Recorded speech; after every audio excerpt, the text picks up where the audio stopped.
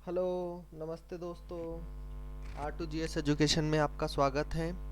और आज हम MPPSC की यूनिट 10 में आयोग आयोग पढ़ने वाले हैं। सबसे पहला आयोग अपन निर्वाचन आयोग से स्टार्ट करेंगे। इससे क्वेश्चन बनते हैं और इसे हर साल प्रीलिम्स में, ठीक है, प्रीलिम्स में क्वेश्चन पूछे जाते हैं। ठीक है, तो चलो शुरू करते हैं। इसमें देखते हैं इसमें अपन क्या क्या पढ़ेंगे। ठीक है, तो इसमें निर्वाचन आयोग क्या है, निर्वाचन आयोग या चुनाव आयोग, ठीक है, इसे चुनाव आयोग भी कहते हैं। ठीक है, तो घबराना नहीं है। चुनाव आयोग,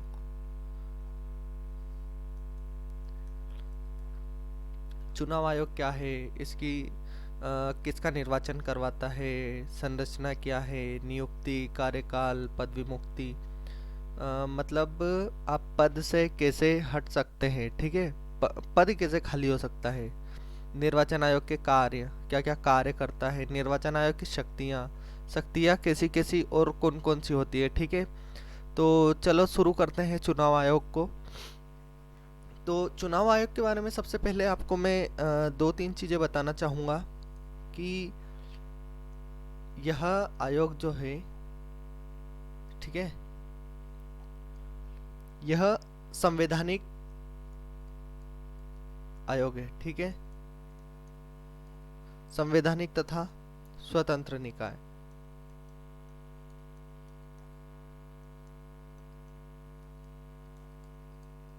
अब संवैधानिक होगा तो इसका मतलब यह है कि ये संविधान में दिया होगा। ठीक है, तो संविधान में ये कहाँ पे दिया हुआ है, संविधान के भाग 15 में, भाग 15 में आर्टिकल मतलब अनुच्छेद 324 से लेकर 329 तक। ठीक है, हमें अनुच्छेद याद करने की कोई ज़रूरत नहीं है। ठीक है, और अगर आपको ऐसा लगता है कि अनुच्छेद याद होने चाहिए तो मेरे को कमेंट करके बताओ। ठीक है, कमेंट करके बताओ कि इन्हें याद करना है या नहीं। अगर याद करना होगा तो मैं इस पे एक वीडियो अलग से ज़रूर बना दूंगा, तो घबराना नहीं है। आगे बढ़ते हैं।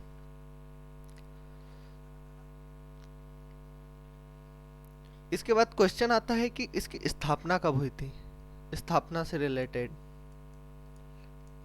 तो ये संवैधानिक है। ठीक है, तो संवैधानिक संविधान जब से लागू हुआ तब से ये इसकी स्थापना मानी जाएगी, स्थापना मानी जाएगी। तो इसकी स्थापना 25 जनवरी 1950 से मानी जाती है। ठीक है, तो इसमें बेसिक बेसिक क्वेश्चन पूछे जाएंगे कि यह कौन सा निकाय है। तो यह संवैधानिक निकाय है। ठीक है, संवैधानिक और स्वतंत्र निकाय है, घबराना नहीं है। संविधान के कौन से भाग में दिया गया है ये, संविधान के भाग 15 में। अनुच्छेद कहाँ से कहाँ तक है, अनुच्छेद अनुच्छेद 324 से 329 तक है। ठीक है ना, चलो आगे बढ़ते हैं। अब क्वेश्चन आता है कि ये किसका निर्वाचन करवाएगा, निर्वाचन आयोग किसका निर्वाचन करवाएगा या चुनाव आयोग किसका निर्वाचन करवाएगा। तो यह उपराष्ट्रपति, राष्ट्रपति, उपराष्ट्रपति, लोकसभा, राज्यसभा, विधानसभा, विधान परिषद। तो अब आपके दिमाग में एक क्वेश्चन आएगा कि जो ग्राम पंचायत एवं नगर निकाय, इनके चुनाव कौन करवाता है। ठीक है, तो इनके चुनाव करवाता है राज्य निर्वाचन आयोग। ठीक है, इसमें कंफ्यूज नहीं होना है। कंफ्यूज ऐसा कि विधानसभा और विधान परिषद ये राज्य के चुनाव होते हैं। ठीक है ना, ये विधायक मतलब एमएलए चुने जाते हैं, तो ये राज्य में होते हैं। इनको राज्य निर्वाचन आयोग नहीं करवाता है, इन्हें करवाता है निर्वाचन आयोग। ठीक है ना, तो इसमें ध्यान रखना है, कंफ्यूज नहीं होना है, ठीक है। चलो आगे बढ़ते हैं। इसकी संरचना क्या है? संरचना के बारे में क्वेश्चन पूछते हैं कि इसकी संरचना क्या है। तो वर्तमान में ये 3 सदस्य हैं, मतलब 1+2, मतलब एक हो जाएगा अध्यक्ष और 2 हो जाएंगे सदस्य। तो इसमें अध्यक्ष और सदस्य नहीं होते हैं, इसमें होता है चीफ इलेक्शन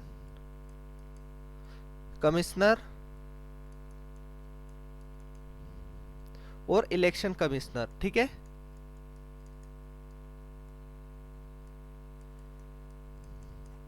तो ये याद रखना है। इसको और डिटेल से मैं बताता हूँ कि इसमें कब कब कौन कौन से चेंजेस हुए हैं। और ये पहले 3 सदस्य नहीं था। बात है मतलब जब जब से ये बना हुआ है, ठीक है। आयोग जब से बना हुआ है साल 1950 से 1990 तक, 1950 से 1990 तक ये जो था ये एक सदस्य था। मतलब इस पे एक सदस्य ही इसे पूरे आयोग को संभालता था, ठीक है ना। एक सदस्य संभालता था। इसके बाद इन्हें आवश्यकता हुई कि यार बहुत काम पूरे देश में, ये पूरे देश के चुनाव करवाता है, तो जरूरत लगी कि नहीं यार, मतलब अधिक होना चाहिए इसमें लोग इसे चलाने के लिए, ठीक है। तो 61वां संविधान संशोधन 1989 में हुआ। इसमें दो बदलाव किए गए, ठीक है। कौन कौन सा? पहले मतदाता जो थे वो 21 साल की उम्र में वोट डालते थे। तो मतदाता की उम्र, मतलब वोट डालने की उम्र 21 से घटाकर 18 वर्ष कर दी, ठीक है ना। मतलब पहले 21 वर्ष में, अभी जैसे आप 18 के हो गए हो तो आप वोट डालने जाते हो। पहले 21 थी कि आप जब 21 के हो गए तभी आप चुनाव में वोट डाल सकते हैं। और दूसरा, 2 अन्य आयुक्तों, चुनाव आयुक्तों की सिफारिश की गई थी। मतलब भैया अब हमसे अकेले से काम नहीं चल रहा है, इस कारण हमें 2 अन्य आयुक्त चाहिए। क्यों चाहिए भैया? काहे? क्योंकि काम बट सके, ठीक है ना। तो ये ध्यान रखना। इसके बाद 2 मिनट मैं इरेज कर लूँ, उसके बाद करते हैं बात उसकी।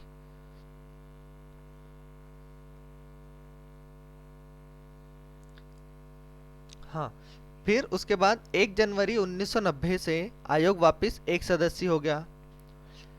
इसके बाद 1993 से ये 3 सदस्य वापस हो गया।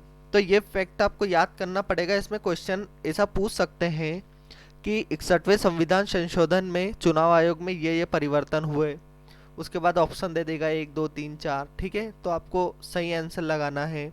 उसके बाद ये पूछ लेगा कि ये 3 सदस्य कब से बना हुआ है, ठीक है। तो 1993 से आज तक ये 3 सदस्य है, ठीक है ना। मतलब 1+2 ये होता है चीफ इलेक्शन कमिश्नर, और ये जो 2 होते हैं ये होते हैं इलेक्शन कमिश्नर,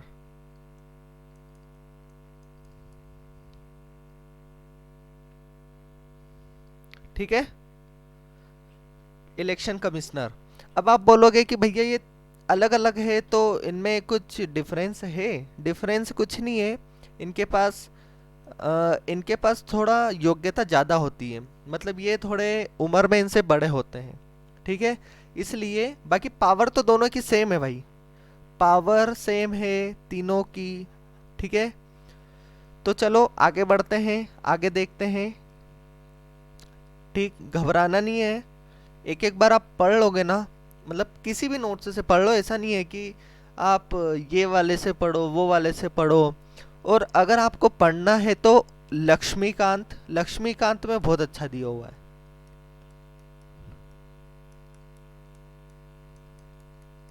ठीक है ना, लक्ष्मीकांत।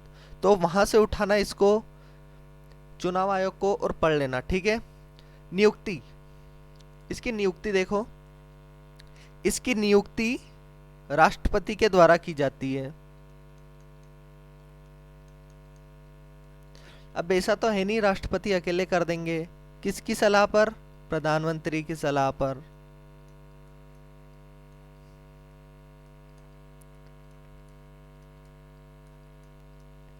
मतलब इनकी सलाह भी, एक कमेटी बनेगी, उसके बाद बताया जाएगा कि भैया किसे हम चीफ इलेक्शन कमिश्नर चुने।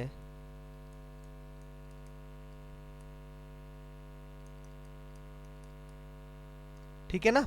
इसके बाद ये राष्ट्रपति इन्हें अपॉइंट करेंगे। ठीक है।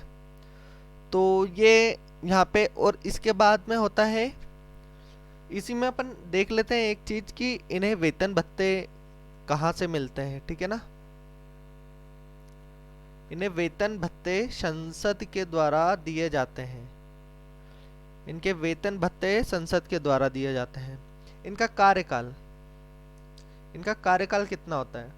इनका कार्यकाल 6 वर्ष या 65 वर्ष। ठीक है। जो भी पहले हो। ठीक है ना भाई। 6 वर्ष, या तो आप 60 के हो, मतलब 59 के हो, sorry sorry sorry sorry sorry sorry, अगर आप 59 के हो और अगर आप चीफ इलेक्शन कमिश्नर बन गए तो आप 65 में रिटायर हो जाओगे। या अगर आप 63 की एज में अगर आप चीफ इलेक्शन कमिश्नर बने तो कितने साल? 2 साल। 2 साल तक, 2 साल तक आप चीफ इलेक्शन कमिश्नर रहोगे। ठीक है ना। चलो ठीक है, आगे बढ़ते हैं अपन, वापस आते हैं। अब ये पद विमुक्ति कैसे हो सकती है इनकी? पद विमुक्ति मतलब पद से कैसे हट सकते हैं? या तो इनका कार्यकाल हो गया हो। कार्यकाल कितना रहता है? रिवाइज करो, 6 साल या 65 साल। ठीक है ना। 6 साल या 65 साल, तो कार्यकाल खत्म हो जाएगा, तो ये पद पद खाली हो जाएगा। या किसी भी टाइम राष्ट्रपति को त्याग पत्र दे दे, रेजिग्नेशन लेटर। ठीक है ना। रेजिग्नेशन दे दो कि भैया अब हम सेवा से मुक्ति चाहते हैं, छुट्टी चाहते हैं। ठीक है। या पद से हटा दिया जाए। अब पद से हटा दिया जाए तो ऐसा तो है नहीं कि भैया हलवा हलवा है निकाल के खा लिया। वो चीफ इलेक्शन कमिश्नर है मेरे भाई, और पद से सिर्फ मुख्य चुनाव आयुक्त को ही हटा सकते हैं। मुख्य चुनाव आयुक्त को। इन्हें हटाया कैसा जाएगा? इन्हें उसी प्रकार हटाया जाएगा जैसे सुप्रीम कोर्ट के जज को हटाया जाता है। ठीक है ना।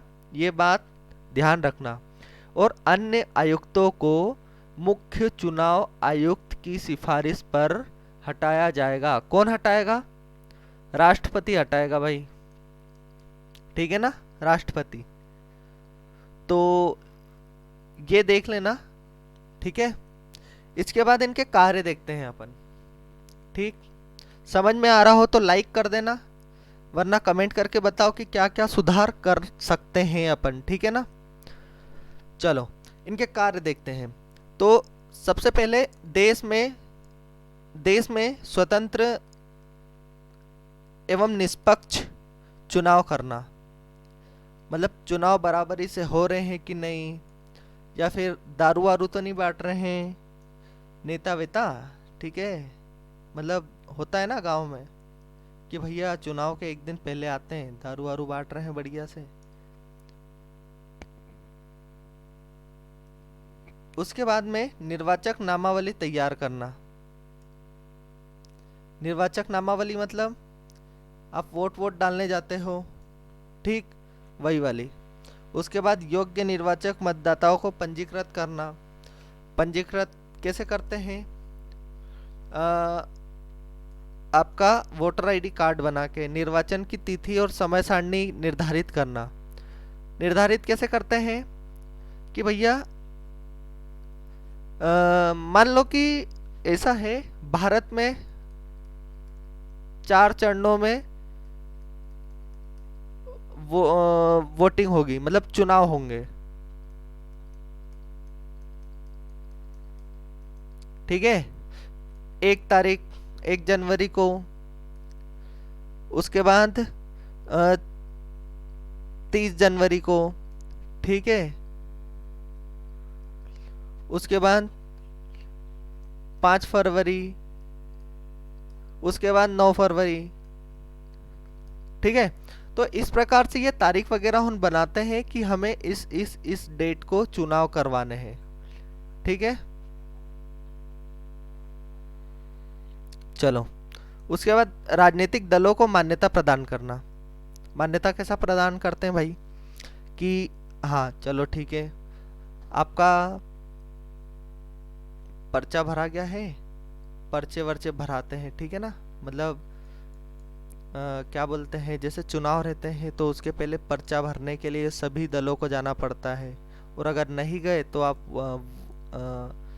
वोट वोट क्या, आप चुनाव नहीं लड़ सकते फिर, ठीक है। राजनीतिक दलों को मान्यता प्रदान करना कि हाँ भाई आप स्टेट पार्टी हो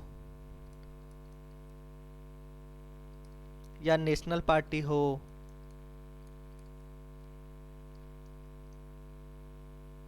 या आप निर्दलीय हो, ठीक है ना।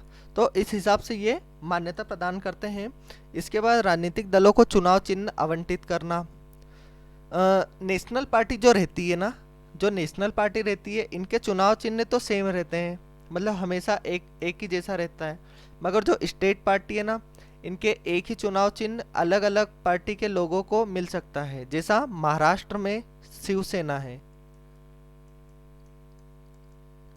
ठीक है ना, और झारखंड में जेएमएम की पार्टी है।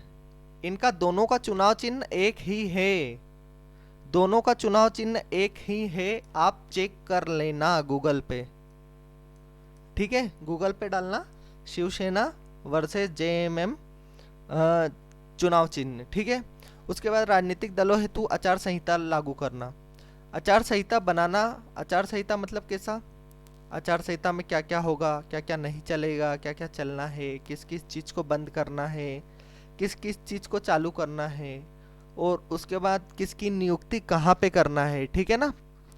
इसके बाद चुनाव प्रक्रिया में सुधार एवं प्रादेशिक आयुक्त। प्रादेशिक आयुक्त मतलब कैसा होता है, अभी समझाता हूँ, ठीक है ना। कि नियुक्ति हेतु राष्ट्रपति को सलाह देना। राष्ट्रपति, प्रादेशिक आयुक्त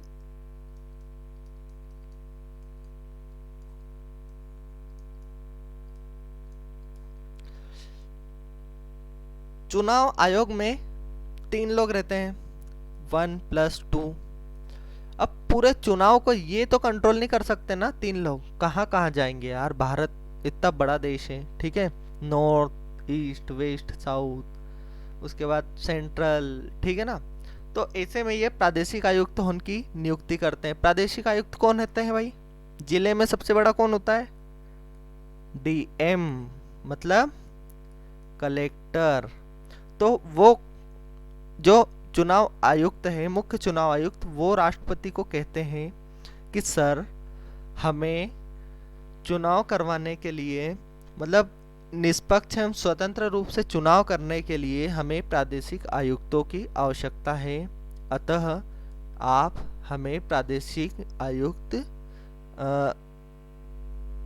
आयुक्त नियुक्त करने के लिए हमें आज्ञा दें, ठीक है ना। मतलब आज्ञा नहीं देते हैं, उन्हें सलाह देते हैं कि सर आप नियुक्त करो, किन्हें? डीएम को, कलेक्टर को, ठीक है।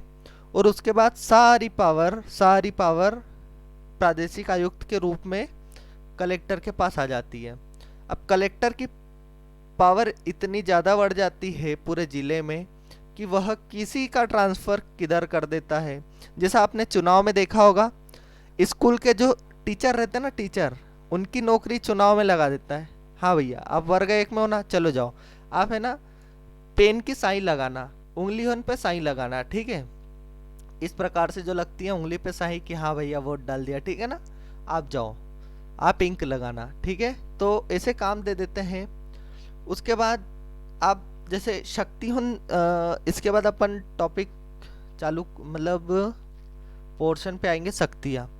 तो ये देखिए, ये प्रादेशिक आयुक्त है दोस्तों, ये प्रादेशिक आयुक्त है।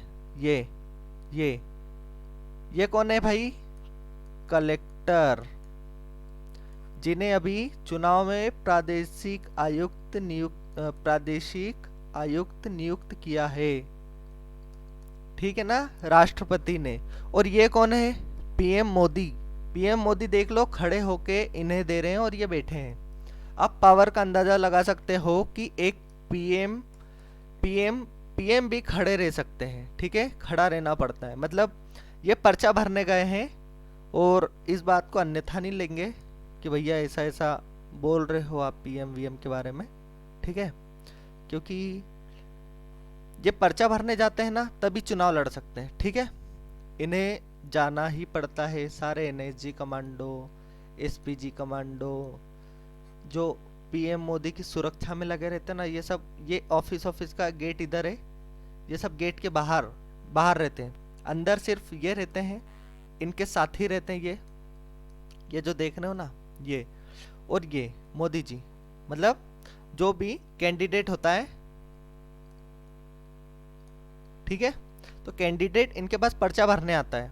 अगर उसमें कुछ भी गलती रहती है तो इनका पर्चा निरस्त हो सकता है, मतलब ये चुनाव नहीं लड़ सकते फिर, ठीक है ना।